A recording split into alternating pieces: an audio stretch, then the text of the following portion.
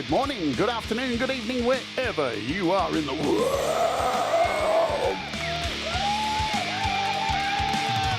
My name's Jade, and this is The Interview.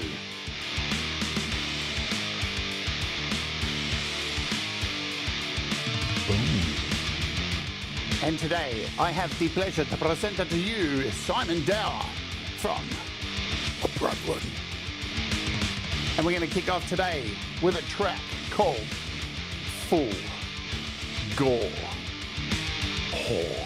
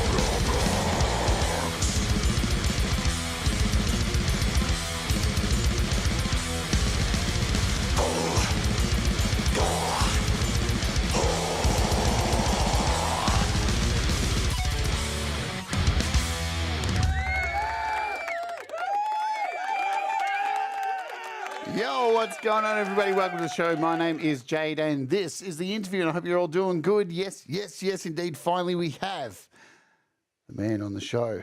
So that was Full Gore Whore by Abramelin, and Simon is here with us today. But first, I've got to let you know some important information like I always do on these shows. Do you want to know that information right now? Well, too late. I'm already going to tell you. This show is sponsored by DistroKid, our friends at DistroKid. If you want to release your best music, well, you can do so for a very, very, very, very, very super low price of $22.99 per year. And if you use my code, see it up the top there, over there it is, distrokid.com/VIP/Jade Starr, you'll get 7% off your first year with DistroKid. And as you can see, there's 3 plans. A musician's plan, you get 1 artist, you get a whole bunch of stuff like, you know, unlimited lyrics, unlimited uploads, Spotify checkmark, royalty splits, heaps of tools to promote yourself, and access to a mobile app. You can use either the Musicians Plus, where you get 2 artists, or be a greedy pig like me and use the ultimate plan where I have, look, 11 artists, way more artists than I need. I think I've used 7 of them. There you go. So DistroKid have been a long-time sponsor of the show. We love you, DistroKid. I've got to do the close-up because they expect me to do it. I love you, DistroKid. Get my face off the camera. So thank you so much to DistroKid. It means we can play all the gore that we want today. All right. Now, I remember seeing this dude on stage when I was a youngster, and he probably wasn't much older than me, actually, at an all-ages gig, and then I saw lots of all-ages gigs with this dude on stage, and then I ended up in his house watching gore films with him, and now all these years later, so much has changed, but again, so much really hasn't, you know, because we're both still making music, and that's all that counts, because music matters, you know what I'm saying? Everybody in the chat, welcome aboard. I'll say hello to you at the 30-minute mark like we always do, but let's bring him on. He is the lead vocalist from the premier grindcore, well, not grind, death metal, whatever you want, just brutal fucking metal band in Australia, Abramelin. Let's bring him on without further ado. Simon Dower, let's oja. Hey, welcome. Long time no see. It's been a bit. Yes. So, what has happened? Like now, well, I'm sure we're going to cover a little bit of this because you, along with me, and I think many people, took a break from playing music for a little while. Like you were in it, like up to here, and then all of a sudden not doing it, but still kind of doing it. But then you're back. Was there a reason? I'm just going to get into this. Was there a reason you took a departure away from playing brutality? Not really. We got to.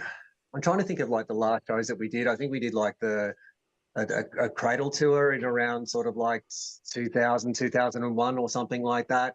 And then yeah, we had a couple of local shows. I think the last one might have been Perth, or it might have been a Melbourne one. And yeah, then it just sort of like organically fizzled. There wasn't any rhyme or reason. It wasn't, you know, discussions about it. We just went our ways. No one called each other anymore. And that was it.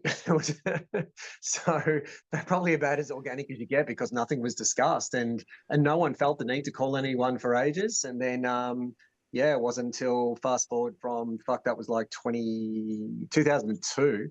And then it wasn't until 2016 when Rob reached out and said, you know, what do you think about, you know, getting the band back together? And yeah, then it was then we were back on again. So yeah, lazy 14 years. Yeah. It's weird because like in that time, I mean, I'm an old school metalhead. I still love lots of old stuff. And I find, look, I just can't even listen to anything new metal or anything like that. It felt like there was a gap for a long time. And then I was saying to you before the show, James reached out to me, who's one of our moderators here, and said, Abramelin's back. And I was like, fuck, that's like an injection in the arm we fucking needed, isn't it? It really did feel like there's this gap of like anything, I don't know, really brutal. That's my opinion. Yeah. Yeah. Look, it was, I don't know. I think it was a gap that we needed to have the, you know, the time to go out and do everything else too. Like Tim was off playing in other bands. Matt, of course, like had headed off over to the UK. And well, Rob was guitar with us and then like came back as bass. So like back in a different incarnation anyway. And of course, we didn't even have Dave then, so I didn't even know Dave then.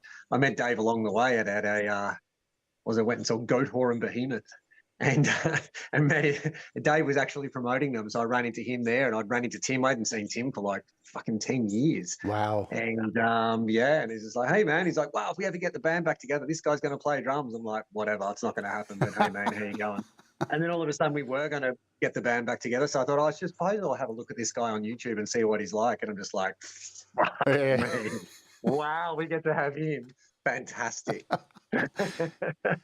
So I hit everybody with this question who comes on the show, and it's incredibly deep. So get ready for some deep wounds. All right. What does music mean to you?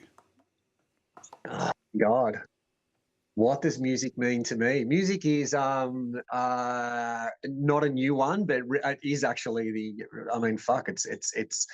is the soundtrack to our lives, and it is very much for me. I mean, growing up with like listening to music like all the time was like everything I did like since I was a kid, like through high school. Especially doing art. I remember like back in high school, like working on major art projects and just going through my vinyl collection back then and just like listening to the new King Diamond, followed by the new Bathory, followed by the new Slayer, followed by the new fucking Sodom or whatever else I was listening to back at the time in the 80s. And then constantly through working for in the music industry, working for a record company for more than 10 years. It was my life. So listening to shit I wanted to listen to, listening to shit I didn't want to listen to, but had to listen to it because I'm working in sales or I'm working in marketing, and you got to push it up anyway, and it's just like, it's not my cup of tea, but my ears have to understand it, and I have to be able to link it to other things that I don't like so I can sell it. So it's it's and to this day it's just like it's always on. If I'm not listening to horror, I'm listening to music, but there's like normally something coming out of a speaker near me in the background at all times. So it's a enormous part of my life. And then of course, as well as all that listening, then it's making music, which is obviously what we're here for. Not that I make the music, I'm just a guy who growls, but being a part of the process is amazing, and hanging out with musicians is a win. Oh. Absolutely. Great answer. Love it. It's funny too, because like growing up, as I'm sure you're in the same situation as me, you find metal and all of a sudden, for me, it was like, fuck man, I feel like I belong somewhere now. Like even though the 80s and stuff, and even growing up as a 70s kid, I was listening to disco because my parents played all this kind of nonsense. So I respect all types of music. Right, I respect the hell out of it. But as soon as I heard metal, I was like, oh, fuck, man, this is just the right thing. And for a long time, I was told this stuff's bad for you. I remember a quote from a Couchman episode: if you listen to this stuff, you're going to keel over and your guts are going to drop out. Were you ever concerned, Simon, that you're going to keel over and your guts were going to drop out from playing metal? Fucking hell no, not at all. I mean, I'm singing about like keeling over and your guts dropping out, and usually me tearing them out. But I never had any concerns about that happening to my good self at all. No, no, fuck no. It's, I mean, to me, it's always been like such a healthy outlet. Like my, reading horror, listening to horror, singing about horror, drawing horror. Like you get through all of that and it's just like, what's left, like happy-go-lucky guy.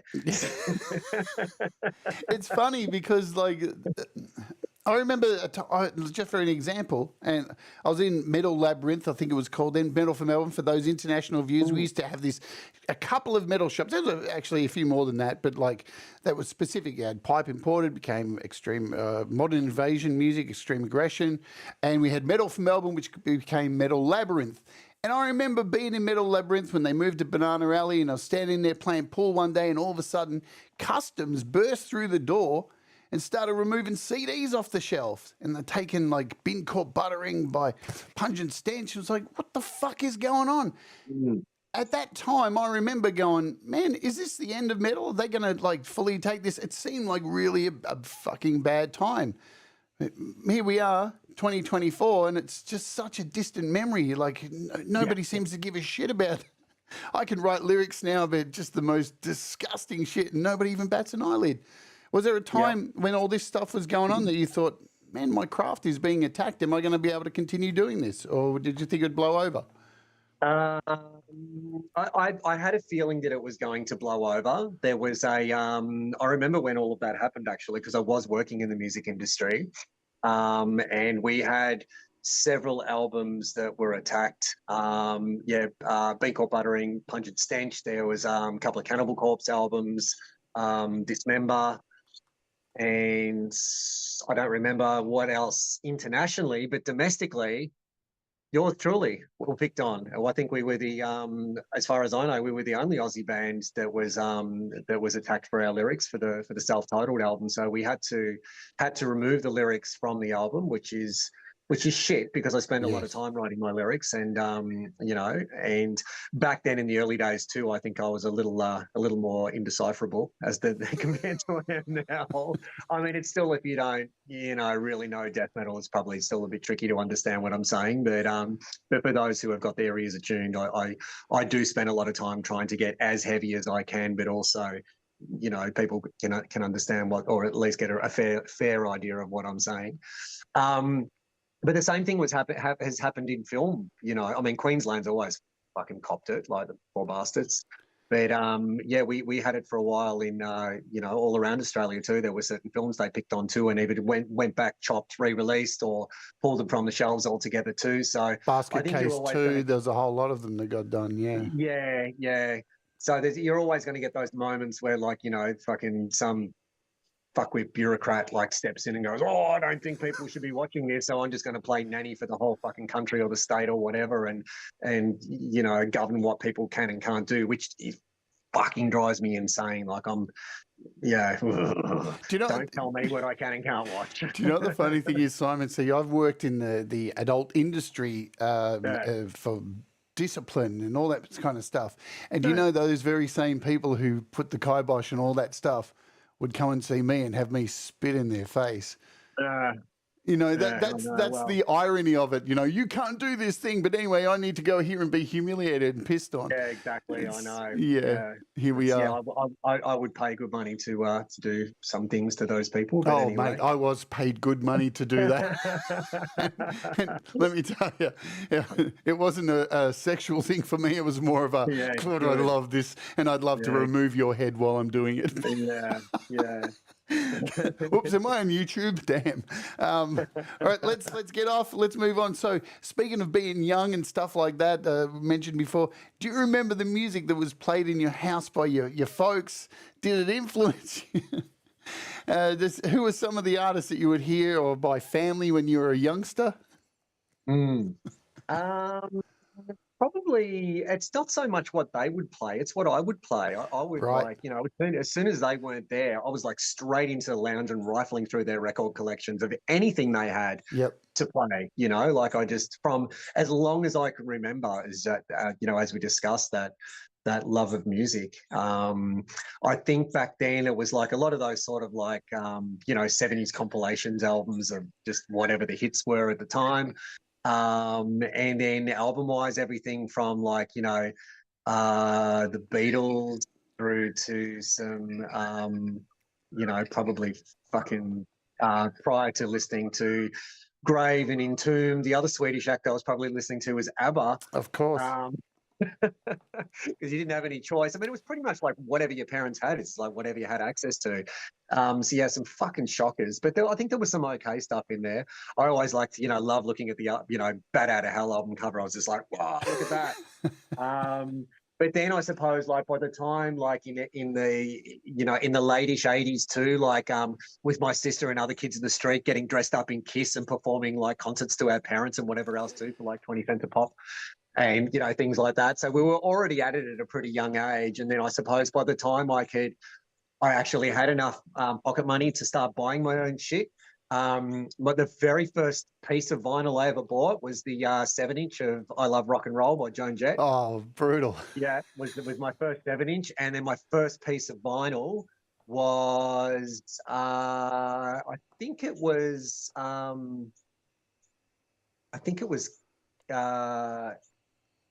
Kiss Dynasty. or it was, yeah, it must have been. Actually, no, my mum bought me that. I think my very first one that I actually purchased with my money might have been Number of the Beast, because I remember that came out and I just went, oh my God, look at that. And and it was all over once I found that. Then it was fucking just, Yeah, that's... or depending on how you look at it. It's pretty much the same timeline for me. Kiss Unmasked was mine.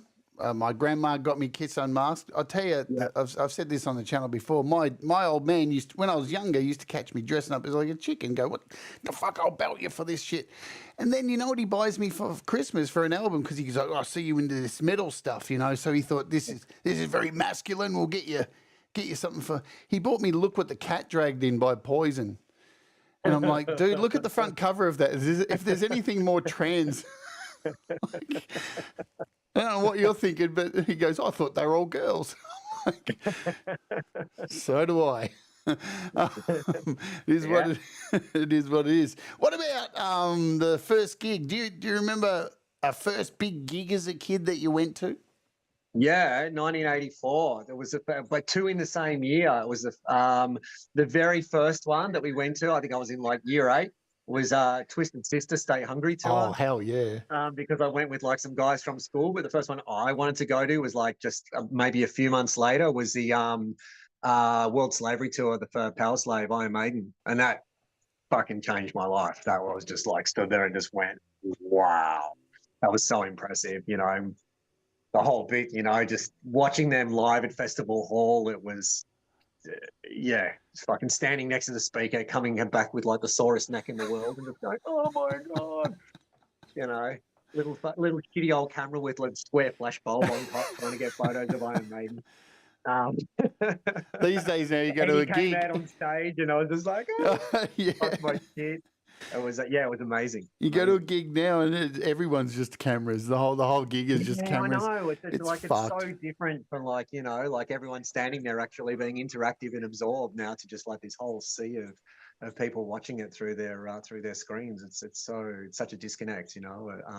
Yeah, it really is, because like, you know, sometimes I'll look at a gig and go, oh man, I can't afford to go to that, but it's no problem, because 6 hours later after the gig, there's going to be YouTube videos of the whole fucking show.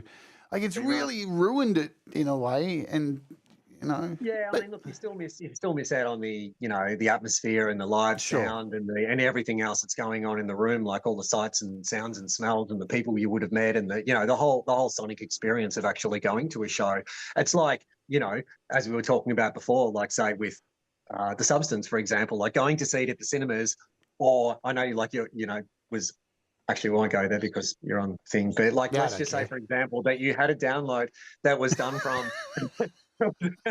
just but it was, hypothetically. You know, hypothetically, but one of those, like, you know, just somewhere where it's with the cam in the cinema and you're watching it and you go, oh yeah, I saw it. And I'm like, no, you saw a fucking shitty cam in a cinema and you watched it at home on your computer. That's a bit different to actually seeing it in the cinema where you've got full 5.1 and, you know, got your popcorn and fucking whatever else is going on in the cinema with the person next to you.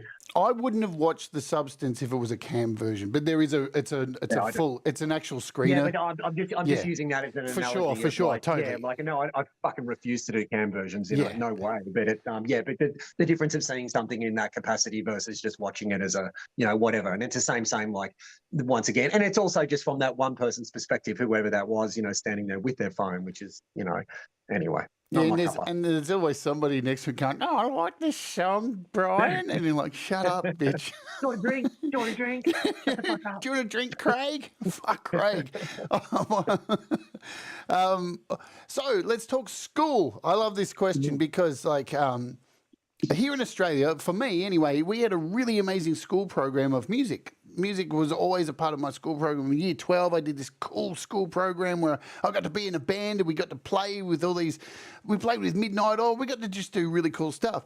Did you do any like school music stuff? Was that a thing? Did you have to learn the recorder? Doesn't everyone? Just to punish their parents. Yeah, look, probably, you know, like a smattering of whatever in primary school. I think in early high school there was like maybe some piano in the mix, but then after that, no, I was more more interested in art. So for me, it was more about, you know, drawing, painting, whatever else too. And that was what had me more so than the musical side of things as far as that went. But since we're talking about school, yeah, the first few years of my school were at a Christian Brothers school in town. Yes, which is people say to me, "How was that?" And I'm like, "Well, I think that's how I ended up in a death metal band. Let's put it that way." So the absolute fucking loathing for those motherfuckers was just so I was like the angry kid who liked, you know, a Christian Brothers school, and I've already started growing my hair up, turning up with an upside down cross around my neck, Slayer logo on one side of the art folder and a Bathory logo on the other side, and just I fucking hate you and I hate this place. So yeah. It was horrible. I was the same as you. You know, I got into. I had this friend who was into. He was into Alice Cooper, Poison, a whole bunch of shit like that, and had a guitar. And I thought he was a shit guitarist, and I was like, I'm going to get a guitar and blow this idiot off the stage. And I got into Iron Maiden. Then he got into Iron Maiden, and I had every fucking poster on every part of my wall. But then one day at school, I was waiting outside a science class, and there's this metalhead at our school, Footscray Tech, Dennis, and everybody used to punch him and stuff because he's a metalhead. And he was just the real, you know, he's the real typical metalhead, battle jacket, all the patches, all that stuff. And then one day he just came up to me and he had his Walkman and headphones and just walked over and goes, "You need to listen to this," and put headphones in my ears. And it was Rain in Blood. Oh. And I just sat there, listened to it and just went, what? And then, as you said, either there or there, however you want to call it. Yeah. But I couldn't listen to anything light ever again. It just got heavier and heavier and heavier and more aggressive. Yeah, yeah. It's a crazy. I think a lot of metalheads share the same kind of experience. It's almost like a coming out experience if you're gay. Almost everyone had that moment where you go, "What is this brutality?" Yeah. So was there a first band that you joined before Acheron? So we'll talk about how. So it was Acheron was the first, and wow, that is so cool. That is so cool. Let's play a track. So we're at our 30-minute mark. We're going to play a second track, and then we'll come back and say hello to everybody who's in the chat here today. So this is from now. There's two versions of this song. I'm going to play one. So this is called "Humble Abode." And this came out on an EP, and then it came out on a best of. They're two different versions, aren't they? Am I right there in saying that? I feel like there's two versions. Or is there only this one? I think there's only the one. Actually, no. Yes. Yeah, no, there would be a couple of different versions of it. Yeah, actually, yeah. I don't know. It's been a long time. But we're playing the one from Transgressions from Acheron. So this was when basically you'd changed name, yeah? Yeah, yeah. And that's why we had the clever title for people. It's the gentle way of saying to everybody, you know that name we were called? Now we're called something else. Why not? Yeah. And I love this song. The reason I'm playing this song, I think I saw you do I think it was an album launch for this, and it was at the GB. Yep. And I was in the crowd, and fucking hell, man, you played this song. And I just remember being right up the front and you going, "Yeah!" And I was like, fucking hell, this is the fucking most demented song I've ever heard. And made me very happy. So this is an old school track. So folks, grab onto your ankles because shit's going to get violent. This is Humble Abode. Let's oge, brother.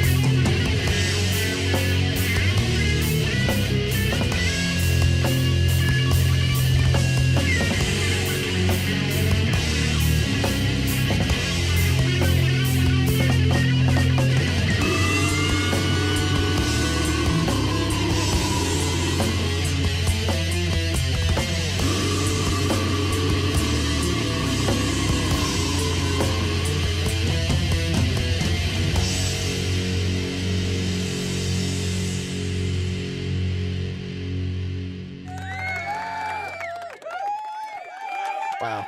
As Falcro has written here in the chat, I've found, well, I don't know, but it is truly something, and that tone, face melting. Now, if you didn't know, Simon, you've made it today because you've got your own custom emojis in the chat. People can make sure you throw some Simon Dower emojis into the chat today. You'll see them floating across the screen. You haven't made it. You haven't made it till you've got an emoji, mate. Everyone who comes on gets an emoji. Brilliant. So the fucking killer song. And you can understand, guys, when I first saw these guys playing that live, Jesus Christ, I wanted to go out and just, I don't want to say what I wanted to do. Let's talk about horror stuff, and then we're going to get into music, because horror is a big part of my life. It's a massive part of your life. What is it about horror that tickles your fancy, Simon Dower? Oh. Have I got a year? Pretty much. Where to start? I'm gonna go. Oh, where did it start? What was the first? Mine was. I think mine was. I always think it's either Evil Dead. I think it's Evil Dead was the first one I saw.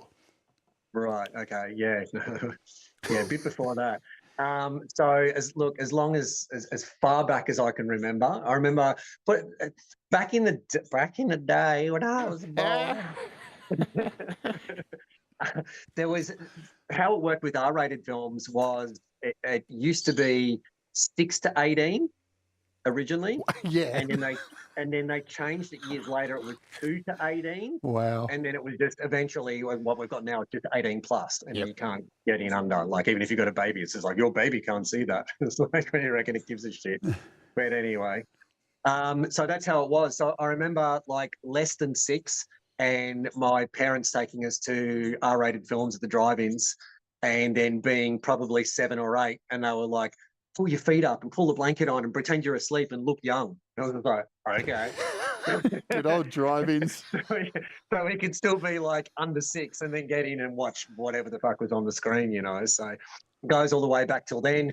Going to bed at 8 o'clock at night and setting my old school TikTok alarm clock to go off at midnight so I could get up and watch whatever Hammer Horror was on TV, something fucking Christopher Lee versus Peter Cushing, as always. But yeah, loving the Hammer films all the way back from then. And then I had started reading horror before I was allowed to see anything more hardcore. I tell this story and people go, was not, but it's a true story. The first book I ever actually read cover to cover was The Exorcist. Wow. And then I had to wait like a couple of years to actually see it. We didn't have a VHS player, and my next door neighbor had a VHS player. And I remember for ages trying to con him into getting The Exorcist. And he's just like, nah. He's like, he'd seen it and he was really disturbed. And I'm like, but I've read the book and I really want to watch the movie. And he's just like, no. I'm like, fucker. So, yeah, it took a while to see that. And then it wasn't until probably, I don't know, mid 80s or something, mid to late 80s. Yeah, we actually finally ended up getting a VHS player, and then it was on.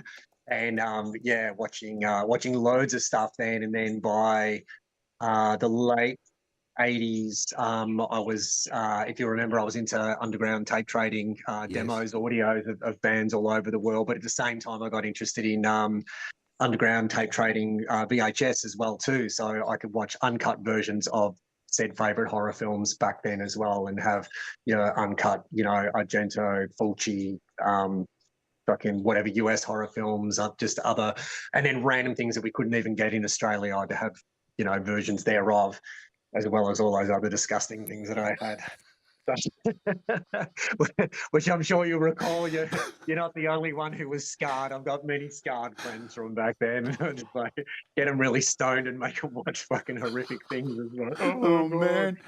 For those who don't know what we're talking about, so Simon would host these horror nights where you'd come around and we'd get really wasted, and we'd watch some films that nobody had heard of, Ricky O, stuff like that. Fuck, I watched Ricky O last night just in preparation. I grabbed a version of it and forgot just how goddamn delightfully brutal that film is. And hilarious at the same time. But I remember leaving your house just like, what the fuck?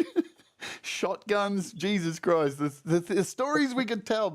And I remember too, now you're a massive Hellraiser fan at that time. Oh yeah. And you had cubes and like full bodies, like I'm not similar in any way, shape or form, but you know, so clearly horror. And one film, I'll tell you guys, you can find this on.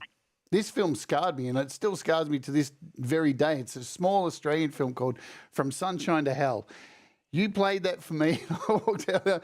That film is so burnt into my brain. Get him on the fucking board. I had nightmares about that. If you want to look it up, folks, From Sunshine to Hell, it'll fuck your brain up. It's just so good. Yeah. Hi, Neil. Hi, Grant, if you're watching. Yeah. Now that was like a university film or something like that, wasn't it? Yeah. So it's Neil's not involved anymore, but Grant, who does Monster Fest, is behind From Sunshine to Hell. So yeah, and Neil, of course, starred in it. So yeah. Now you've seen the Substance. We'll talk about the Substance because I've mentioned it on the channel all this week. How would you describe this for somebody who has no idea what they're walking into? Because they'll see Demi Moore and go, Demi Moore, horror film. How would you do? Because I find it incredibly hard to describe what this film is about. Eddie's a tricky one to put out there. It's a little different to a rolling ghost. But maybe a bit more G.I. Jane. Yeah, it's an interesting film. How do we go with it? I suppose it's like it's a horror, it's body horror, very body horror, and I love body horror. I'm a big Cronenberg fan, so and he's the master of anything body horror, always has been. I was watching The Brood the other week actually with my partner. She hadn't seen that before, so that was a nice little trip down memory lane. Yeah, it's body horror, but it's a good sort of like I suppose social commentary on body dysmorphia, aging, has a crack at like the at showbiz and Hollywood, I suppose the industry in general.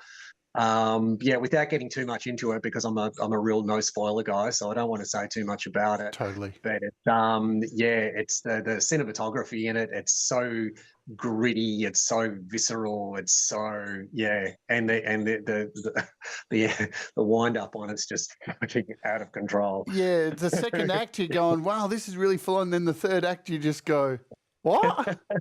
How did we get here? What happened? So who opened that door? I mean, what was the one I saw?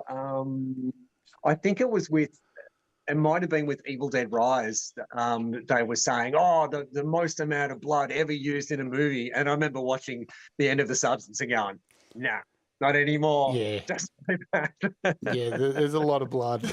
and at the same time, what's weird about it is it's funny too. I'm laughing at the same time where there's so much blood. I was laughing my tits off. It was so over the top. And the fucking... Yeah. Yeah, that bit was just like, what is happening? So, folks, if you haven't seen it, trust me, go to the cinema and see this film with Demi Moore. Definitely a cinema film. Yeah, and I keep forgetting the girl's name. The other girl who's in it who plays I always forget her name, but she is the hottest. I remember. She was amazing. She's so beautiful. So amazing. And Dennis Quaid is fucking awesome. Yeah. I mean, it's sexually charged. There's so much to it. There's so many layers. It is, in my opinion, it's the best film of this year. And it's just funny too. I was reading about it. Like the company who put all the money into it was like $18 million, and then they looked at it and went, "Nah, we're going to pass."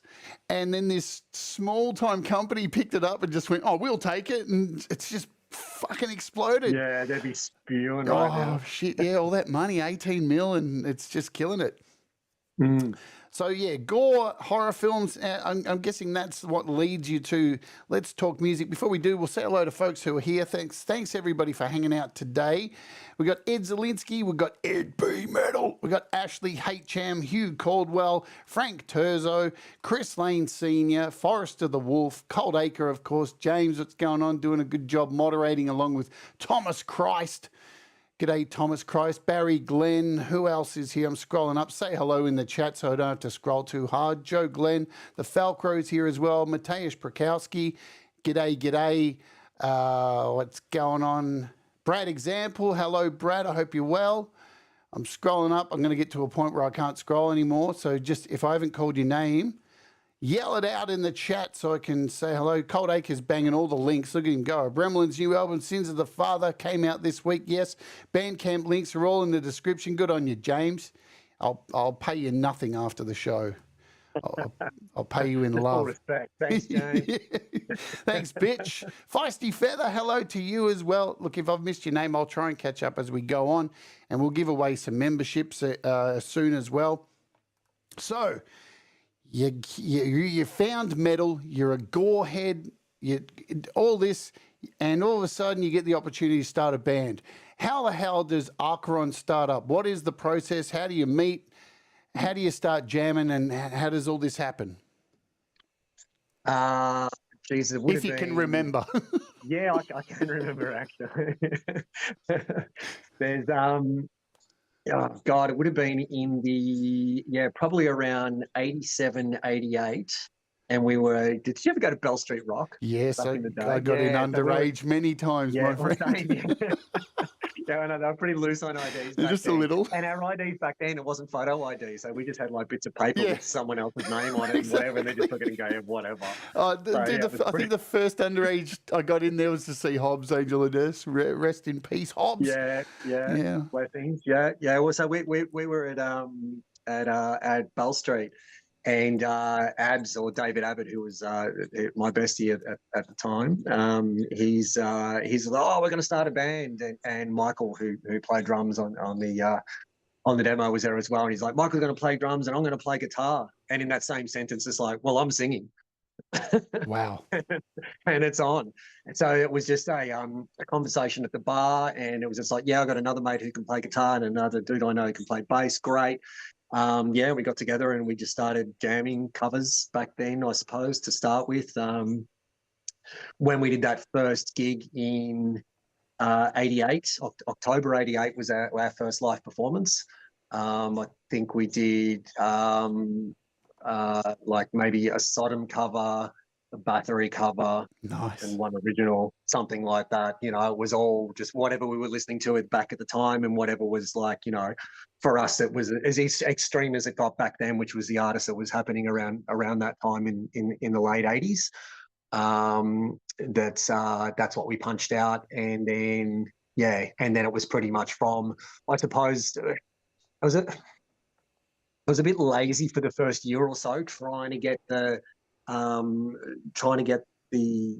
I suppose the right members into the band. And I had this discussion in another interview recently, especially with drummers at that time, because already by that time in the late 80s too, there was like the emergence of you know, the embryonic stages of death metal happening internationally, and I was like starting to hear these first demos and stuff. I was like, fuck, I want to do that. But there wasn't really anyone in Melbourne who was technically proficient to be able to fucking do grind and whatever. It wasn't a thing. So people didn't understand it, hadn't, you know, it's just new. So, and also for guitarists too, to play that fast with that intensity and stuff as well too. I mean, yeah, thrash was around and there was some, like, you know, amazing guitarists, don't get me wrong, but it was for what we wanted to do. And it's just like, can you tune down? Can you do this? Can you do that? And it's just like, what? So it was tricky. And then, of course, as it always is, just finding the right guys that you gel with, finding people who are actually going to bother to turn up on time and you know, put in the effort and everything else as well too. So it was a bit of a rocky road with members there at the start. And I think once when we got to doing the 7-inch, which I think was in 1990, and we had Tim on board then, and then that he had what we wanted, and then everything sort of changed from there. And then it's like we found the sound that we wanted, and my balls dropped on my voice, and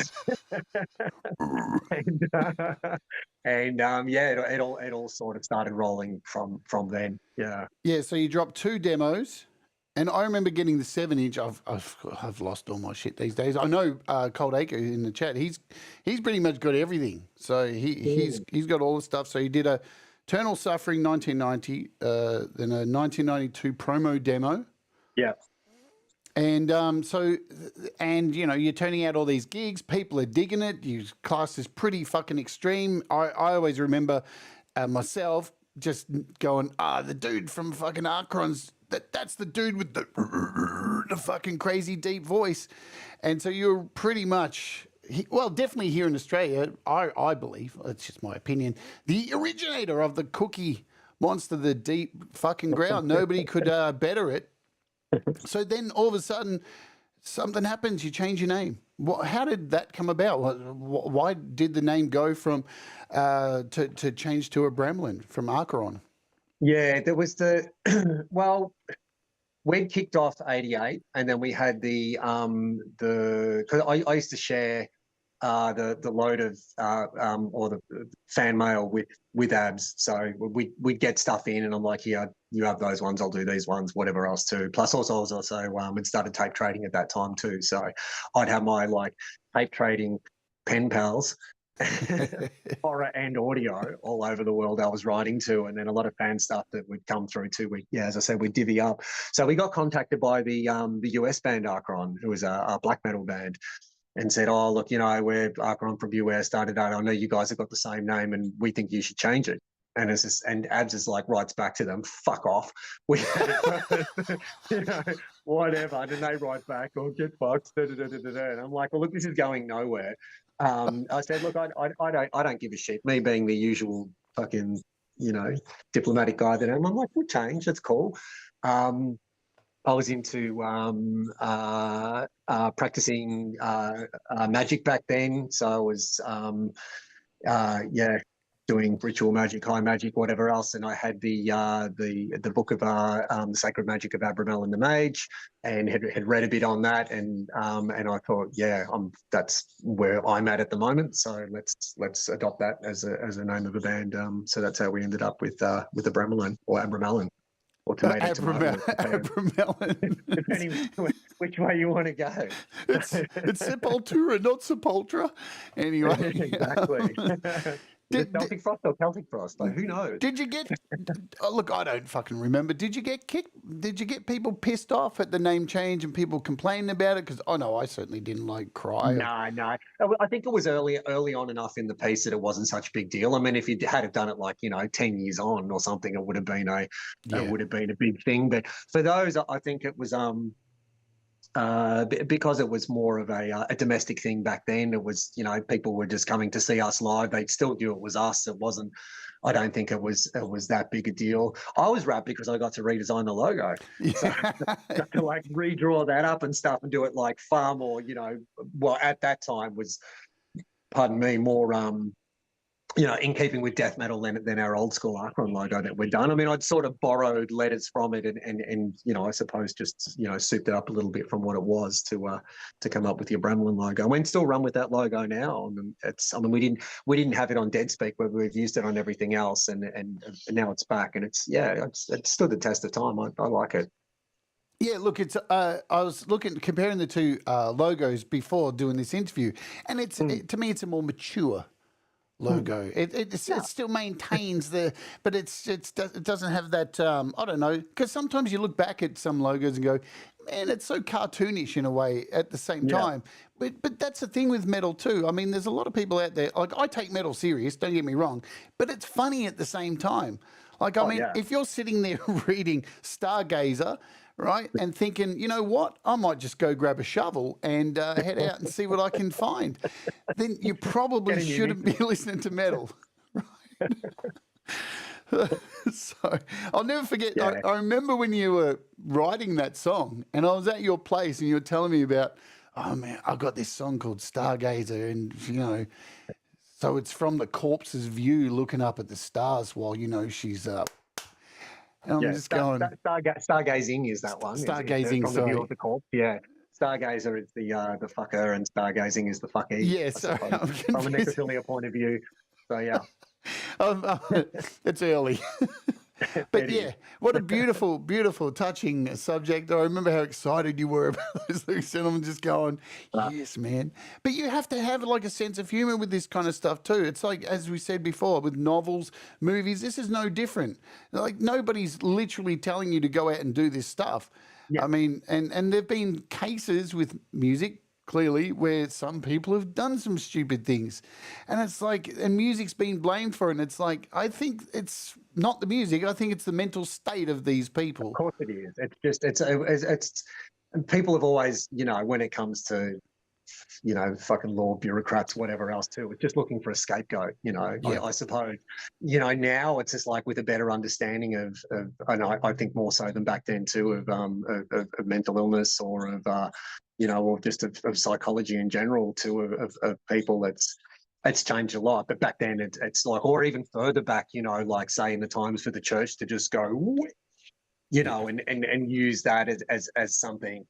Whereas, and then, you know, in more recent times, it's like, oh, it's the music, or oh, it's these films, it's whatever else too. I was like, no, it's fucking not. I've been watching this stuff like, you know, my entire life, and it's, you know, I'm fucking a good dad and a good friend and a good, you know, whatever else, a general member of society, and you know, I haven't killed anyone recently, and it's.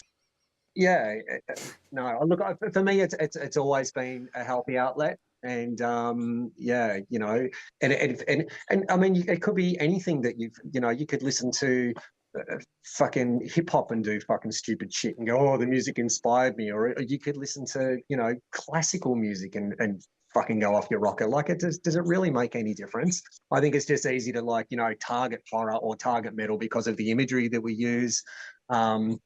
It's seen as darker, but yeah, like you said, it's just like, for me, it's just like totally tongue in cheek, and it's just like, you know, wow, that's so intense, and I get excited by it and everything else too. I always like like bring through like with my lyrics too, because I always like rhyme stuff, and that for me that always goes back to my youth, because I love Dr. Seuss. Yeah. So it was always like, and I think that's still to this day, I still rhyme my lyrics and laugh when I do it, and I'll be like, you know, come up with a line and it's something, whatever it is, and then go, oh, yeah, let's do this, and then like giggle as I, like, you know, write it out, and I'll go back and hone it to clean it up. But it's yeah, it's yeah, for me, it is getting that brutality through and making it fucking, but at the same time too, depending on, like, you know, what goggles you've got on, it is tongue in cheek as well. So yeah, I do the same with FMC. I look at FMC as like, they're just smutty limericks. It's the man from Nantucket, you know, but with gore and intestines and stuff and feces, you know. It's how you look at it. We're going to play another track. So let's just play this, and then we'll come back and talk about the evolution of Abramelin. This is from the previous album to the one you've just dropped, Never Enough Snuff. Because you just can't get enough snuff, my friends. All right, make me sure I got it all cued and everything's good and be professional. All right, we're ready to go. Let's ooja.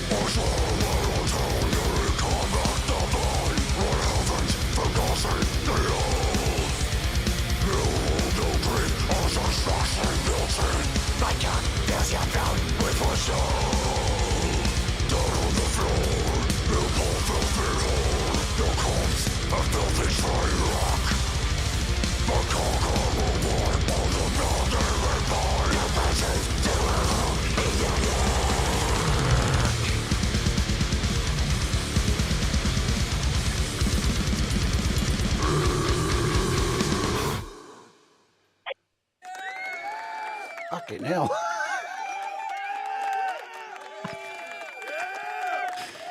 Man, I remember when this came out, right? And, you know, because as we mentioned, there was a huge, over 10 years hiatus. And I think people were sitting there going, have they still got it? Have these old fogies still got it? And of course, when it came out, I just was sitting there listening to the whole album, counting the riffs, going, can there be any more riffs in this? Every song has so many good riffs. It's just one good riff after another. What was the process of getting back together? And, how did you discuss it and then decide how to record and start writing songs? How did it all come about? Well, as mentioned earlier, after the break, so I suppose one of the things for me, like from back in the day, is that like I was managing the band as well too, and doing that for a number of years. And then I think as things probably started getting a little bit more serious, I don't know. I didn't enjoy it as much. For me, I just wanted to be there and, fucking growl and be all heavy metal and shit. And I wasn't really interested in the business side of it. And so that was something that I wasn't really. And when I say that too, it was just like it was everything, because I was working in the music industry too, and like I had all the contacts. So I was booking the shows and booking the accommodation and fucking booking the transport and organising the drink riders, organising the other bands, organising the artwork for the flyers, or fucking everything. It sucks, man. It sucks when it's all on your shoulders. And we didn't have the social media or any of the things that we have today too. So it was very, very hands on and in what you were doing. So that all got a little tiresome towards the end. So when Rob reached out and said, hey, we're looking at getting the band back together. Do you want to do it? And I said, okay, but here's the deal. I'm not doing all of that anymore. Like if you can organise it, you can get the guys together, you can do all of that, I'll turn up. And he's like, all right, leave it with me. He rings me back a few days later and goes, yeah, done. And I'm like, fuck, okay. I didn't really think it was going to happen, And we turned up at so the whole thing was, it was like, I think it had mentioned to me before, and I'm like, nah. And he rings up and he said, oh, it's a, benefit gig, feed the homeless. And I'm like, all right, that'll get me out of bed, good cause, because we're death metal and shit, so nothing like helping people. So Yeah, so we turned up to the studio, and it was Spiritual Justice was the first track that we did, and everyone had gone and done their homework, and of course I haven't sung death metal for 14 years. I'm just like, fuck, can I still do it? Like, it was I was a little bit nervous You going never in. lose it. And yeah, we went in and we smashed out Spiritual Justice, and we finished it, and we all just stopped and looked at each other and went, fucking sick. That sounded awesome. It was so good. And then we had like a couple of other songs that we'd rehearsed at the time. So yeah, it was that very first show we just made up of old material. We nothing existed for Snuff then, but it wasn't too long because we'd done the first show and we thought, well, look, we've rehearsed, and it was a benefit gig, and we fucking didn't make any money at all, of course. So it was like, well, we've got a set. Let's take it on the road. It's been a while, and let's go and smash the shit out. So we went and did older material to start with, and then I remember we were rehearsing and Tim's like, oh, I've got a new song, and they started doing Never Enough Snuff, which is what we just played, and I was just like, well, I'm like a bit of a fifth wheel at this point. I can't do anything when they sit there and start jamming out shit, and fucking there's something to do. And I'm like, right, I'm going to write lyrics for this song right here on the spot. And I just read a book about snuff films, as you do, which is called Survivor by J.F. Gonzalez. If you haven't read it, great book. It's fucking brutal as, but I just love extreme horror. And yeah, and I'd read that and it was fresh in my mind, and I was just like, right, and I bang, exactly the lyrics that are on the album is what I sat there and smashed out there in like 20 minutes. Haven't changed a word. So that was, they were still fucking around with that. And I was like, come on, man, I've already written a song. And they're like, what? Yeah, let's go. I've got a lot of material. It's like, it's been 20 years, like in between Dead Speak and Never Enough Snuff. Like, so I've got a lot of ideas rolling around in my head for songs. So yeah, that's sort of like how I suppose that was the first track, and then it just sort of flowed from there. And then we got to a point where we had I suppose, I don't know, maybe 5-6 songs, and it was just like, okay, we're doing an album. And it was also from the point that I had written that first song. I thought, well, if we ever did an album, I'd love to stage a snuff film and have that as an album cover. So yeah, that idea was spawned on the spot then too. And ultimately I got to do that and create my snuff movie. So I remember the artwork, getting the CD, and there's all this talk about the artwork, and then opening up and just going, what the fuck? Talk about new levels of gore. And it was very exciting because it was all, as you said, it was all shot. The real photography, like this is all really done, and there's a real person in there, like covered in blood, and it was savage. And it was actually Tim's partner Michelle. She spent like 5-6 hours in makeup, getting like the stab wounds and cuts and cigarette burns and fucking all sorts. We really fucked her up good and proper. And she was a champion on the day too, because it was like we filmed it in winter. In Lee, who did all the makeup special effects for it, she's that's a secondary one. Show the other one if you can. I don't think I'm being. It's not on the net a lot and stuff too. Like at the start when we first brought it out, I asked people not actually to show it, because I wanted to have it as I'd created it as a thing for fans, like I wanted to. That was my little gift of horror to people. It was just like you'd had the other one of the corpse that Sal came up with for the outside, but I wanted to have the inside as something for the fans, as a little treat when you opened up, you're like, fucking wow, and I didn't want people to give it away online, so there wasn't a lot of it. It's all gone now. Like, it's seriously all gone. That was the one thing I remember you saying, that going, hey, come on, don't do it.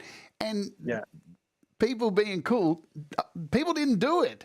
No, there were 1 or 2 people who did it at the start, and I reached out to them personally and said, oh, can you not, because I'm trying to like it. And they were like, yeah, fuck, no worries, and took it down immediately. And yeah, everyone was amazing about it, and like really hung on to it, and like, so it could be a mystery for those who actually bought a physical copy, unless you bought the vinyl. It was right in your face. Yeah. But outside of that, it was a surprise. And then it was like, I wanted to do that again with Sins of the Father, which is why we've got the 2 covers. So it's we've got both of them are brutal, but one's clearly a lot more brutal. So but yeah, same thing again. So I could have that semi-brutal one as a digital cover, and then for the fans who, actually went and purchased a physical copy, that then they could have the full-blown fucking nasty piece of work for their collection as well. Yeah, I have the physical copy. My friend James here in the audience bought it for me as a gift and sent it to me, and opened it up and just went, all right. See you, Cannibal Corpse. You got nothing on this shit. Next level on this one, yeah.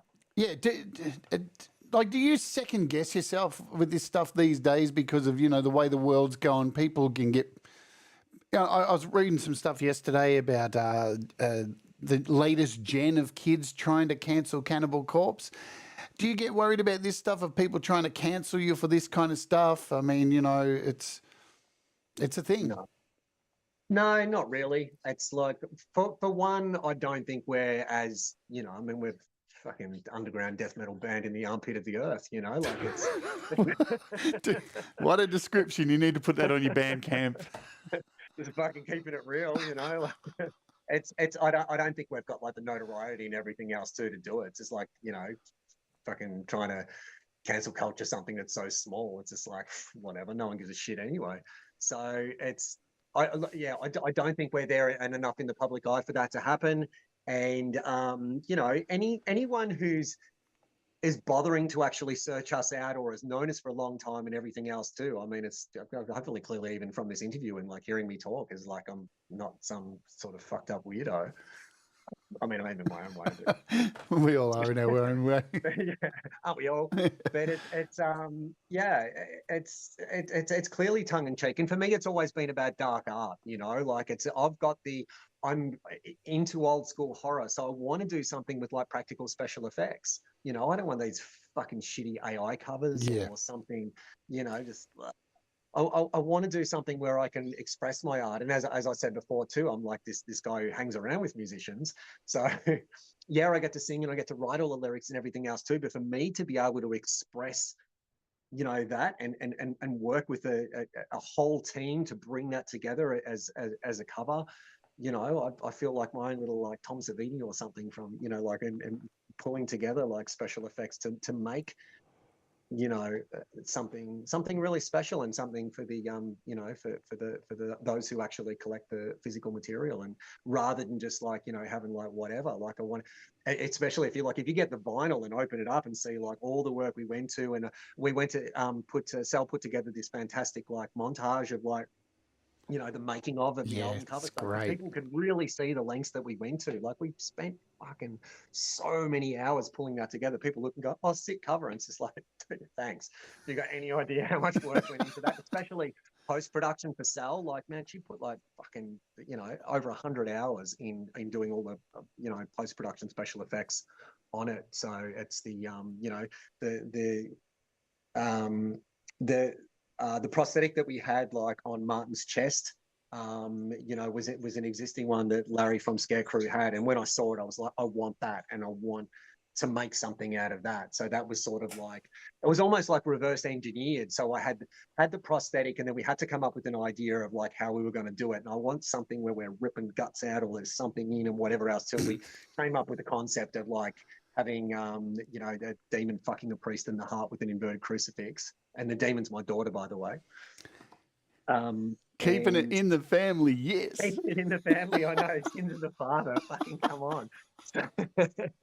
So it was like, right, how are we going to make this work, and how are we going to do it? And then it was from that prosthetic. Then came the idea, the concept for the album cover, and then the song "Sins of the Father" came after that. So I've actually reverse engineered from that all the way through to actually getting the song.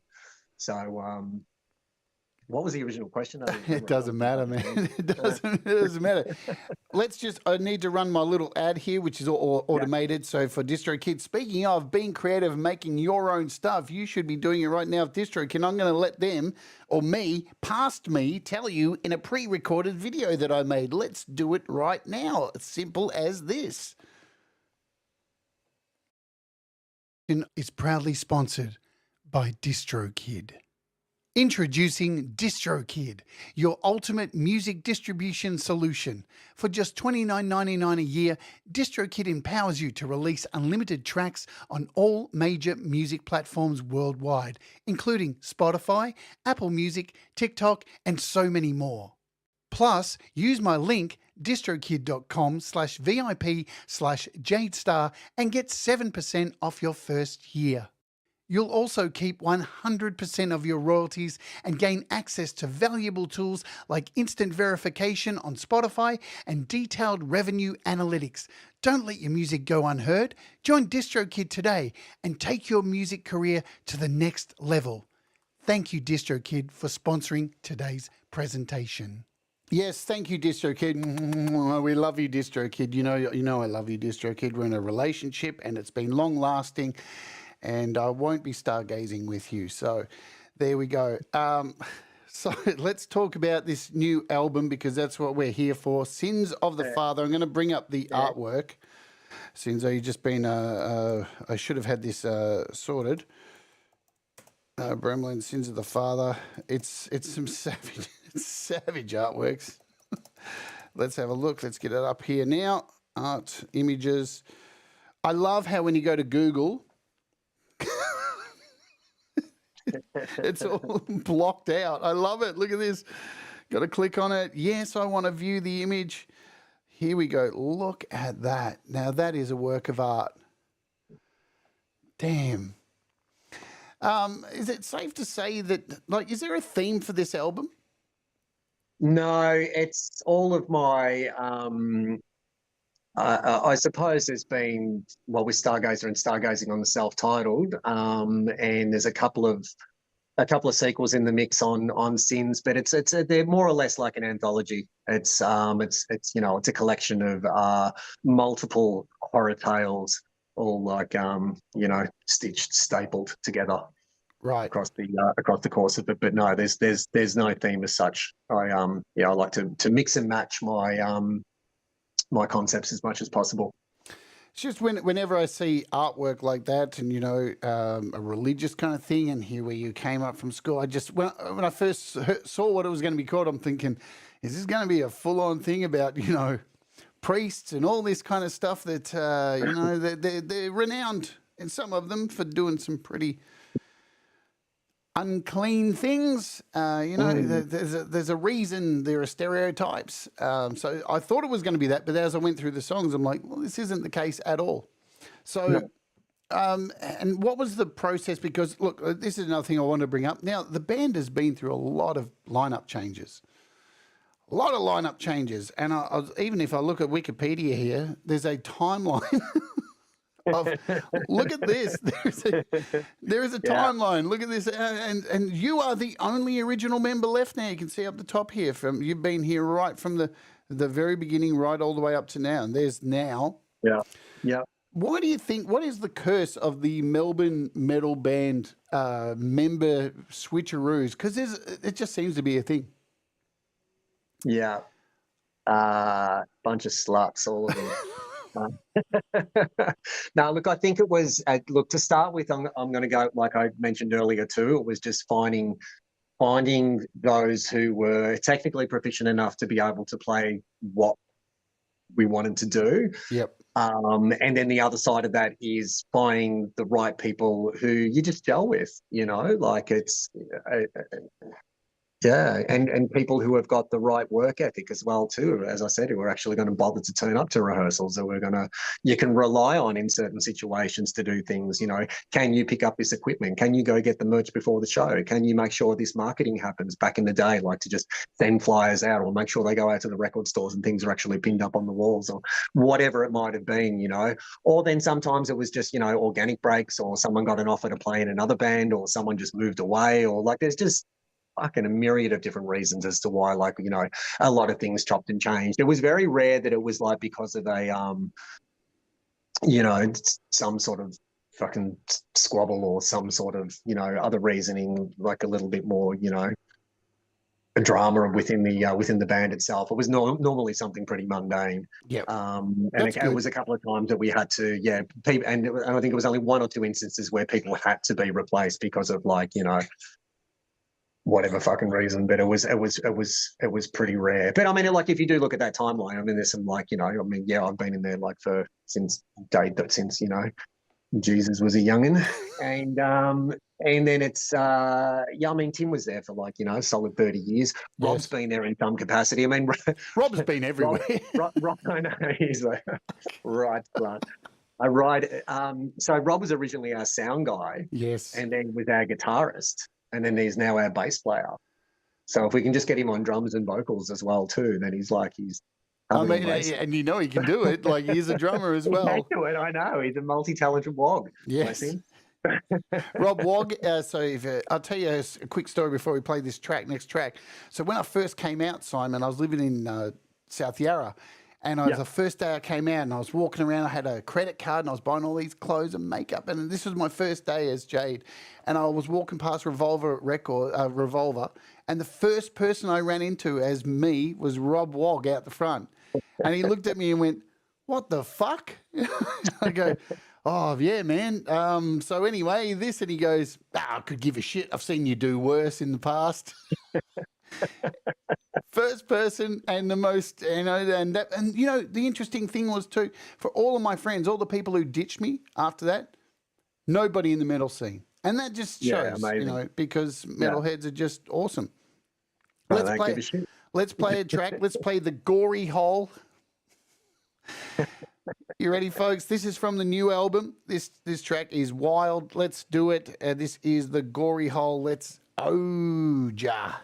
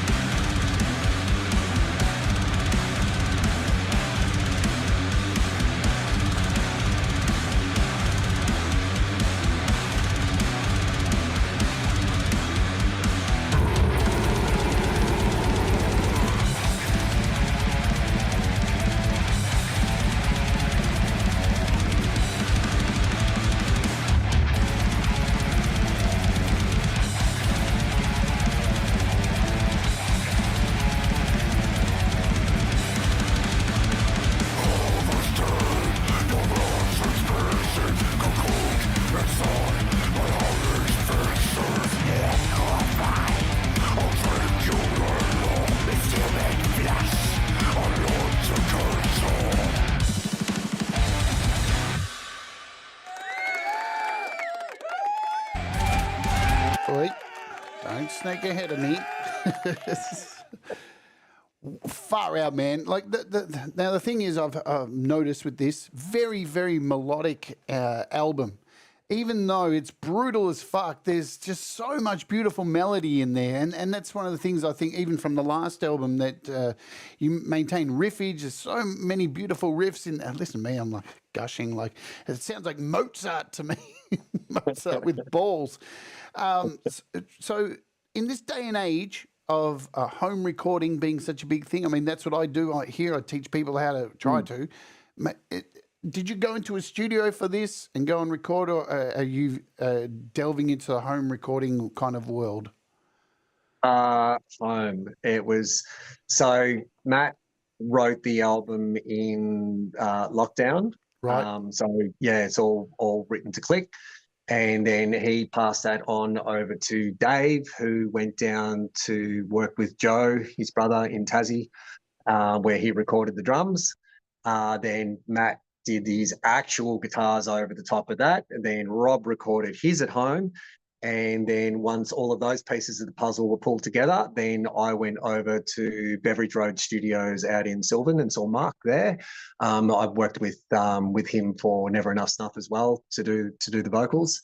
So yeah, I suppose I was the only one who recorded in a studio. Although then the guys go to we actually went back to Adam at Toyland Studios, who recorded the self-titled for us, and he like reamped the guitars to get the tones we wanted on the guitars themselves too. So I suppose the guitars went to the studio, but the actual recordings were just all done at home. And even that whole process was new for me, like being an old schooler and not being in the studio for well over a decade, to see this whole new way of like recording. And then, it doesn't really matter where you are. You can have a band like, scattered to all, four corners of the world, and like still bring it all together in one place and have someone engineer and master and create an album out of it. So that was, that was a really interesting process. I suppose the only, the time I, just prior to going into the studio and actually recording the vocals, I went around and sat with Matt, and we sort of mapped out how the lyrics were going to drop in over the top of the songs and which songs it was going to work with. So I suppose there was a little bit of homework involved then, but then things changed once again. We got into the studio, because then like Mark would have his influence as well too. And so, you've got three different sets of ideas there rolling around, and and then we'll do like a few different takes. And then I suppose when it got down to Joe, when he mixed and mastered, then he went with his versions of the things that he liked as well too. So I suppose it like passes through like a lot of different sets of ears before it we finalize what the finished product is, and everyone gets to have a little opinion along the way. Forest of the Wolf says, really good stuff, far better than the most death metal bands to my ears. It's never boring and has lots of variations. Absolutely. This is why Abramelin are the major deal here in Australia, in my humble opinion, my humble abode. Do you think because like to me, it sounds like it's been recorded in a studio. Like it just does. Like as soon as you hear it, you go, fuck me, that's like, how much did that cost to make?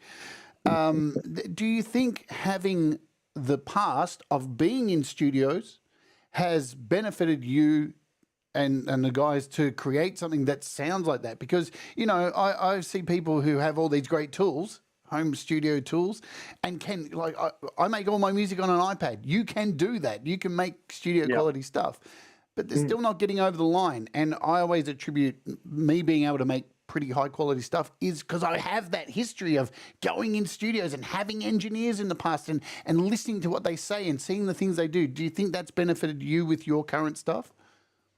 Definitely. I mean, we've all got a lot of studio experience. And I mean, as far as like, recording and punching out albums, none more than Matt. I mean, True. What a fucking machine that guy is. You know, every other week he's like, new album. He's just like, he's incredible. And of course, having a dynamic of like, Joe working on the album. Joe, of course, is in the band now too, which is pretty exciting for us. But having like him and Dave working together is just like, through Psychoptic and everything else too. Like they just fucking, you know, being brothers, they know each other so well and know how to, you know, bounce stuff off each other and work seamlessly. So, and Rob just slots in anywhere because he's fucking awesome. Because he's a slut. You know, right slut, right greasy, oily slut. Yeah, so it's yeah, look, a lot of experience in there, so everyone knows what they've got to do and what their part is to play. They just go, they get the job done, and they bring it back, and then it's just all slots in together perfectly. Yeah. So now that the album, all right, so you get the album recorded, you listen to it, gets mastered, you're happy with it. And what's the build up to releasing the thing? Because, you know, I know you released a track earlier on and there's a bit of a gap between it coming out. Then you released another track. How do you keep it under control and under wraps? Because, you know, I follow you on Facebook and I could tell you're pretty fucking excited about this album. And now that it's out, is there so firstly, you know, how do you contain it and not like share it with everybody? Go fucking listen to this fucking thing, it's going to melt your face. And then after it drops, is there a sense of like relief or fuck, what's next? Well, as far as like the roadmap for how we were going to release, that came through from Hammerheart Records. So Yep. This is Hammerheart did international distro for us for Never Enough Snuff. That was actually on a sub label of theirs with Petrichor Records. So that has since been dissolved or swallowed up into Hammerheart proper. So we went back to Hammerheart. Rob had done his Butterfly releases through Hammerheart as well too, and already had a relationship with Guido there. So yeah, we went to him and said, look, Abramelin's got a new album coming out. Are you guys up for it? And they're like, yep, no worries. There's an advance. Fucking do it. Had not heard one track, had heard nothing. And we were just like, wow, they actually believe in us. This is nice. So yeah, we started getting everything together, went through the recording process, started sending across like artwork, images, everything else too. And they're like, okay, this is how it's going to work. What 2 singles do you want to roll with? And we're like, okay, let's go with Conflagration of the Dreamers and we'll go with Sins of the Father. And they're like, yep, great choice.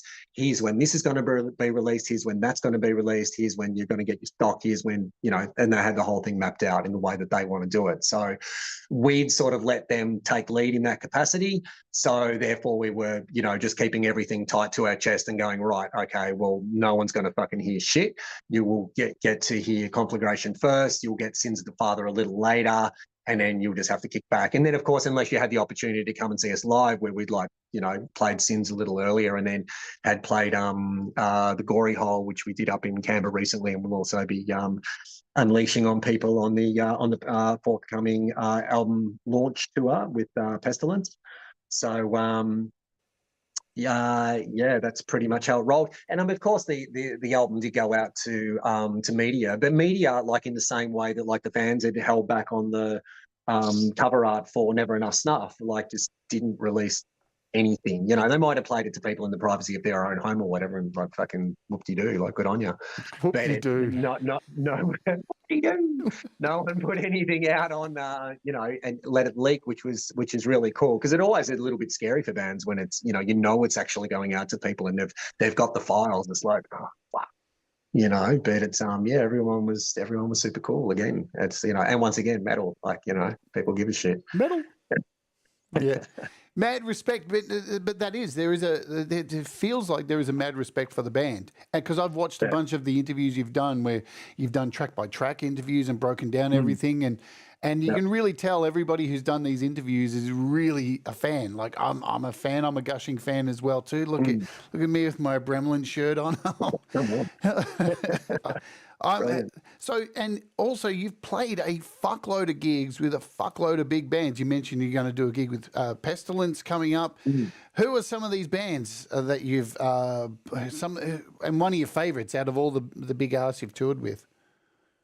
Oh God, without being too favoritism, Yeah, there's been a lot over the years. I mean, we've done a couple of Morbid Angel tours, a couple of Cradle tours, Cannibal Corpse, fucking Deicide, Napalm, Paradise, Napalm multiple times, Paradise Lost Cathedral, Blood Duster, heaps. Look, But oh, and more recently, yeah, with Dark Funeral and Immolation. Immolation guys were great. From back in the day, it was like Cathedral were like probably the most fun. They were fucking hilarious. So yeah, we had a whole lot of fun with them. And yeah, more recently Immolation. I don't know. There's been a lot of different ones for a lot of different reasons. You know, it was I think it was great exposure for us back then to jump onto these. The very first one we did was with Carcass for the Heartwork tour all the way back when we were working in Modern Invasion. Very powerful, very evil, not a bloke, a guy. That was like 93. Yes. So, as Acheron back then before we transgressed. So look, there's been some crackers along the way. Just to play in front of bigger crowds, I suppose, was like a really big deal, and get us that exposure back then. And something that even though I was working in this industry too, like I never took for granted. I was always like, pretty humbled to get up and share the stage with these bigger international artists at the time, and get ourselves out to more fans domestically. It was always a pretty big deal. But yeah, fucking definitely good times. And and here we are, like so many years later, and it's still stuff happening. So yeah, it's pretty cool. It's wild because like I remember as a kid, like there was this curse kind of, well, not a curse, when a big band would come out. There was slightly good kind of metal. You'd always go, oh, I wonder who's going to get the support, and a lot of the time it turned out you'd be like, what? Why the fuck are they supporting? Yeah, there was this thing that used to be in Melbourne here. We'd finally get like Megadeth come or Metallica, and at least Metallica had Mortal Sin, back when they first came out here. But it was always like this, man, how did Rat Cat end up? Look, a lot of the time it was depending on who the promoter was, or it was a link to the record company. So if you had, if it was on a major record label and you had, whatever band was on that label, then it was whatever fucking other domestic metal band they had on there to do the support. So because it was like a tie-in back to that. Or if it was the promoter, whoever was doing it was like friends with or knew someone or had another link to the record company or for some other reason too. So it was like quite often a who you know situation rather than like you were there because you'd actually paid your dues and fucking spent your time in the trenches in the pubs and whatever else working yourself up to. I mean, we used to freak out on it too. We'd be like, throw our hat in the ring for a thing and then give it to someone else. And like, you fucking serious? Like, hundreds who are coming along who want to see X band don't want to see that supporting. It's not even technically the same genre. I mean, it's like, yeah, it's metal, but it's like, fucking really? But you just, whatever. At least we're in a better place now where it seems like, and it seems like we're at a better place definitely with, more extreme bands coming out here to Australia. And do you think that Australians' representation of our amazing metal scene is still not making enough of a splash overseas? How do we rectify more Australian bands getting overseas? Because nearly everybody I play to people overseas, they go, who the fuck why do I not know this band? Like I remember when Damage first, when they were wild, they were one of my favorite bands, still are, and I remember playing Damage to people and they're just like, what the fuck is this? How have I not heard this? Is it because we're just slack cunts? I think it's more from, if you're, say, a German death metal band, and it's a difference of us, like, say, to travel at borders to countries is like us traveling interstate. Like, it's not as massive deal. It's even less of a big deal for us than, traveling interstate. So being able to, the ease of like doing those tours and everything else too. I mean, for the first, like, Abramelin's never been overseas, but for the first time ever, it's a possibility, like being licensed to Hammerheart and they're, saying, hey, look, want to talk to our booking guys, what's the chance of getting you overseas for 2025 and making some stuff happen. So, I mean, we've still got 5 guys to organise. We've mainly got our own businesses and some with young families and, there's a lot of things to pull together, but all of a sudden it's a possibility, so I think it's just the exposure. And as I said before, being an independent band in a niche of a niche of a niche market, and fucking so far away, like it's expensive to get 5-6 guys overseas when it's like, you know, that's probably all the money we've got in the bank from like all of our merch and all of our album sales and everything else to us. Like we're going to blow all of that in one go just to buy half a dozen plane tickets. And then fucking hopefully we make some of that money back overseas in like, you know, merch and physical sales and whatever else do, then we can then recoup that. So we've got enough then to pump into the next album. You know, I mean, we never take any money from this. Everything we make just goes straight back into the band and it sits there and it just goes around and around and around and becomes new product. So touching on something else you said earlier, like when you got back into this, you were like, "Hey, I just want to do the growling." Has that changed?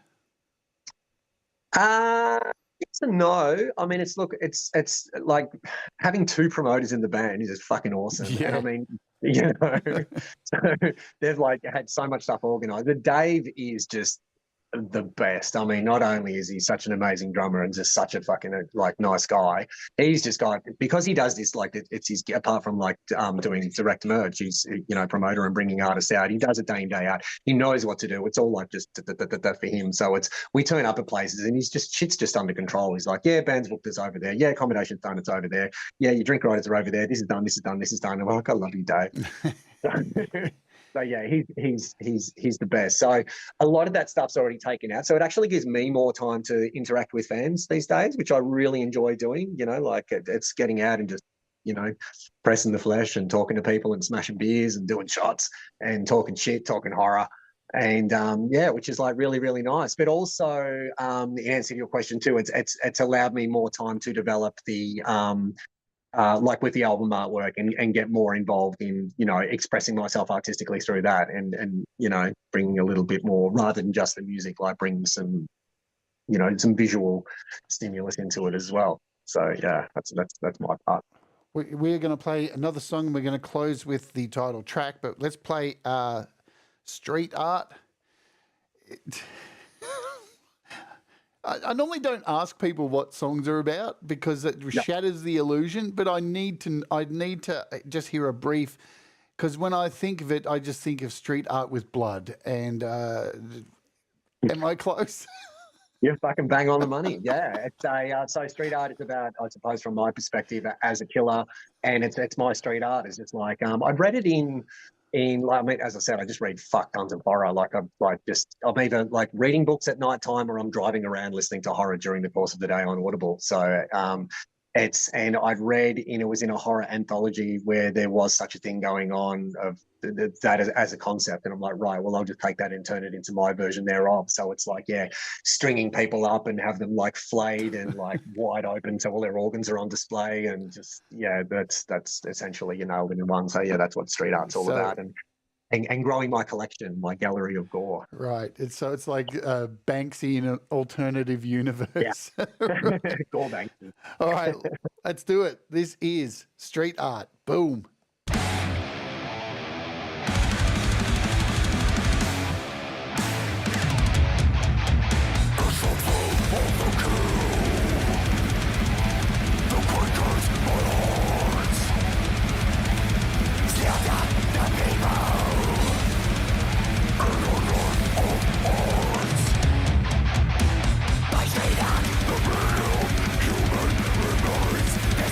Left on it,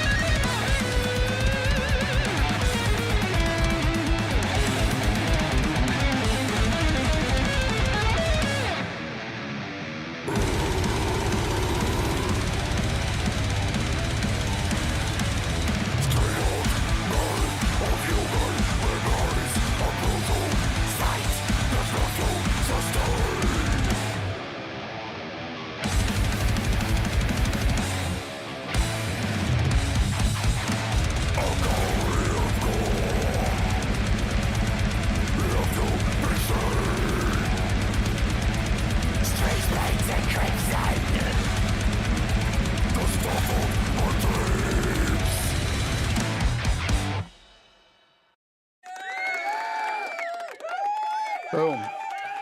Right, we are getting. I mean, it's a wicked album. Now, folks, all the links are in the description below. There's a Song Whip link if you want to get it on streaming services, if that's how you listen to your music. But of course, the best way always to support our artists is to go to Bandcamp, and that link is in there as well. So it's Abramelin1, bandcamp.com to go and grab it. The link's in the description. Go and buy it. Go and buy it. You can get, and from the website also, from direct merch, you can get the album, you can get vinyl, from Hammerheart as well, you can get vinyl, all that kind of stuff. So fucking do it or I'll find you.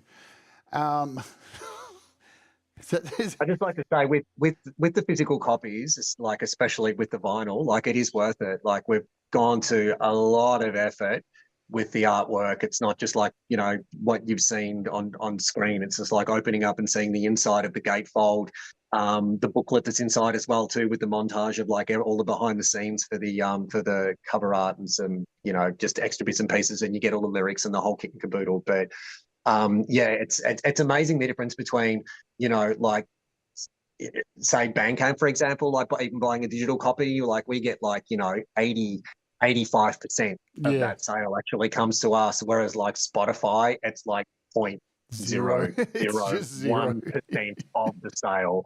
You know, it's like, it's so fucking embarrassing. It's ridiculous. I mean, it's, you know, for me, I look at those sort of services, I suppose, just as a promotional tool and just, you know, hope that it's going to get to a few extra ears. But yeah, if you can ever like, and I mean, look, I do exactly the same thing. The shirt I'm wearing at the moment is from one of my favorite horror authors, you know, like, so I support as well too for the shit that I love. And I like, you know, I mean, buying these things through from the US, it's like this is from Angel Jalik for her book Man Cave.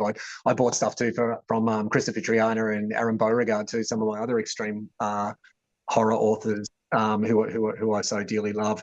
And it's just like, you know, $50 for the shirt, $60 for postage. Like, it's fucking brutal. We get savaged here in Australia. Everything's so fucked for us. And it's Canada's it's the other way too. Like, I've had a couple of international people because we haven't got merch available overseas, and they're like, "Oh, I really want to get, like, you know, buy a bundle through direct," and it's just like, "What the fuck's up with that postage?" I'm like, "Mate, tell me about it. We cop it the same. It's horrific." Yeah. So I expect. So I'll just ask this quickly. I expect you're very happy with vinyl making a comeback. Because it's great. Like, I go to JB and there's so much. It just seems to be growing all the time.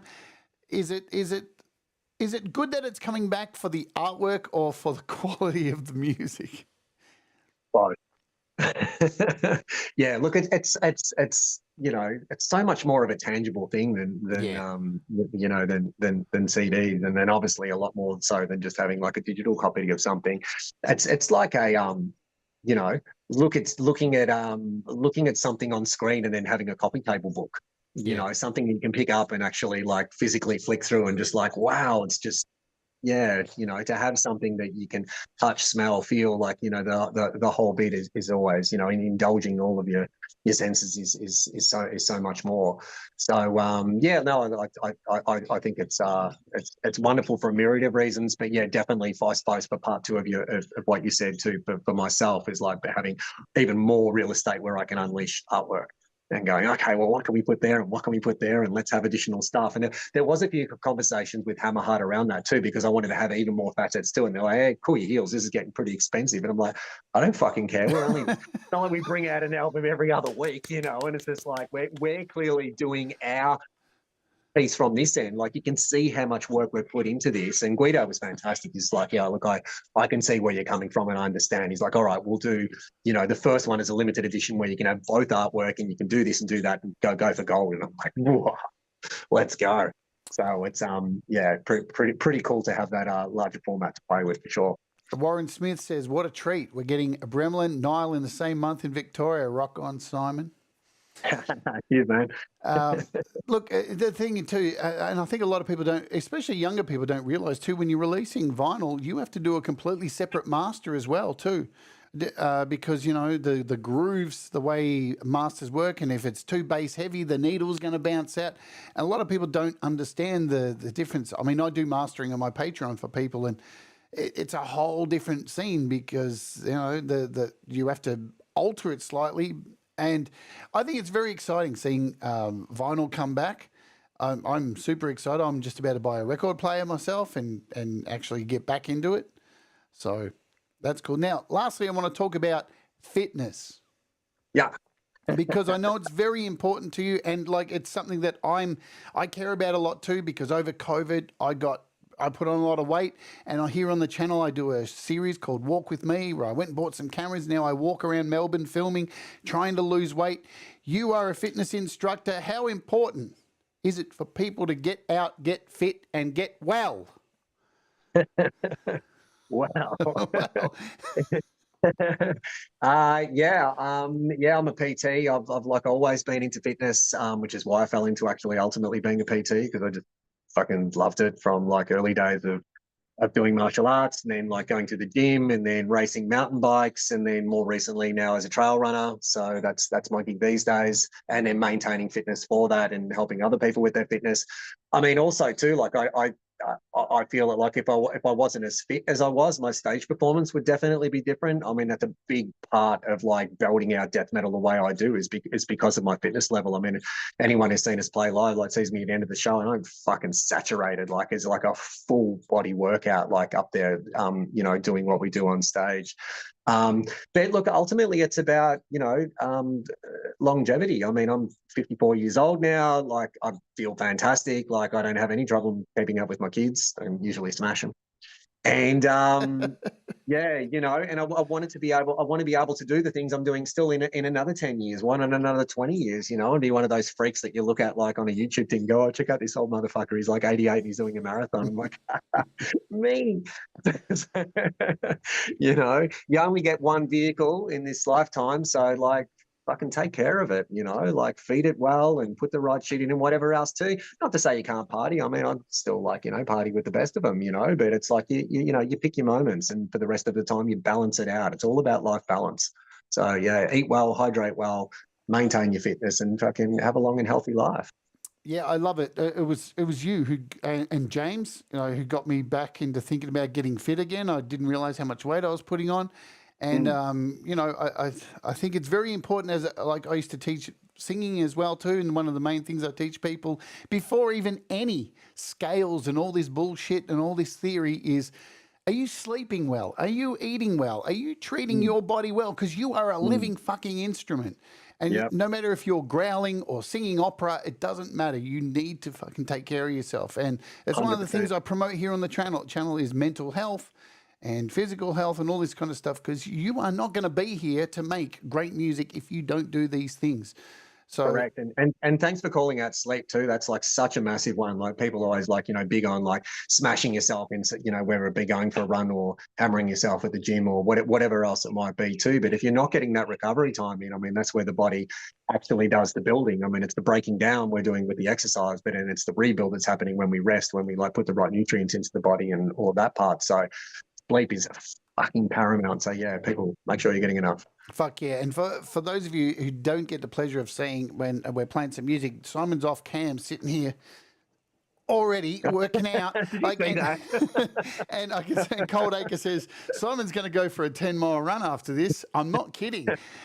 I am actually going for, I'll get my dog back today. He's been, went up to see my partner on last weekend. So I had some friends dog sitting for me, and he's due here like any minute. So when he comes in, yeah, fucking hell, we're going for a 10K run. Yeah.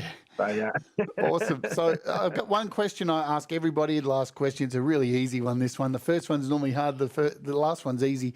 If you were giving advice to somebody just starting out and being creative in any form, when would be the best time for them to start, Simon?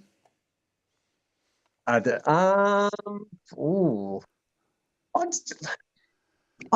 honestly, I would say any time, but the time that I don't think there's like any real scale there. Like to say if like, you're 12 years old or like you're 52 years old or fucking anything in between. I'm not saying can't be older, but yeah, look, at any time, but I suppose it's at a time where you actually feel it within yourself, where you feel like that you've got something that you want to artistically explore within yourself, and that needs to come out, not something where it's forced. It's like, well, yeah, I can play guitar or I can play drums, so now I'm going to go join this band and I'm going to do it, and I'm just going to sit there and go fucking whatever, because it's like it feels like a little bit more like a job. But something where yeah, you can feel that sort of like you know, artistic something rather bubbling up with inside you that needs to come out, and whatever that might be for you, whether you're like doing that as a solo artist playing fucking whatever instrument, or it's just your voice or whatever it is, through to actually like doing it with the band. It's yeah, when it feels like it wants to come out naturally. Reminds me of porn. So I want to thank you for coming on. I'll also ask you to we're going to play the last song, but please stay on the line so I can say goodbye to you off the air, if that's cool. And I just want to say too, now we talked about a lot about this today, about how, you know, people perceive metalheads and metal, and it's like always had this connotation. Let me tell you, this dude here is regarded by many people in the scene as very, very kind, very just from my experience of knowing you and you know, you welcoming me into your house, and you are just a really, really wonderful human being. So I want to thank you for being that. It's a rare find in this world, you know, because there's a lot of dickheads around, you know, especially online these days. But so and the music that you create, it's so good that you came back. It's just been a breath of fresh air, and I know for this new release, I've been sitting here on my hands, just going, fucking can't wait to have this out. It's so good that you're doing it, and you're playing now. So, is it just around Australia? Is there a plan to go overseas? The last kind of thing. Yeah, as I mentioned earlier, look at this stage, just getting the doing the East Coast tour with Pestilence. We're going to try and scoot out to hit some other states as well too, with just us, and that'll probably take us through into the beginning of 2025, and then yeah, we'll have some discussions with Hammerheart and their touring company, and yeah, just see where next year takes us. And I'm sure if Matt has his way, he'll probably try and like smash out another 2 albums at least by then. So awesome. Folks, links in the description. Go buy something. Go support great Aussie metal. Just metal, full stop. Great artists. Go and do it. This is Sins of the Father. We're going to close today with thanks for joining us today, my friends. If you want to keep your eyes on the channel, I'll show you something that the opening hour this weekend. So I do a live performance every Sunday here on the channel. This week I'm doing something really, really crap. I'm doing this. Oh, there it is. Sorry, there we go. I'm doing... Folks, I'm doing a Metallica opening hour, so I'm going to sing a whole bunch of Metallica songs in black metal voice. So you come and join us for that. So you're going to hear black in the ear. So come and join us for some black metal Metallica this weekend on the opening hour. All right, let's get out of here. This is Sins of the Father. Remember, my friends, so thank you so much, Simon, and folks out there and people in the chat who joined us, who are watching on a replay, hit the like, do the subscribe, all that stuff. Thank you to DistroKid for sponsoring the show. Remember, as always, do the things that make you happy. Mistakes make you better. We'll all rise together. Stay awake. And let's fucking oge.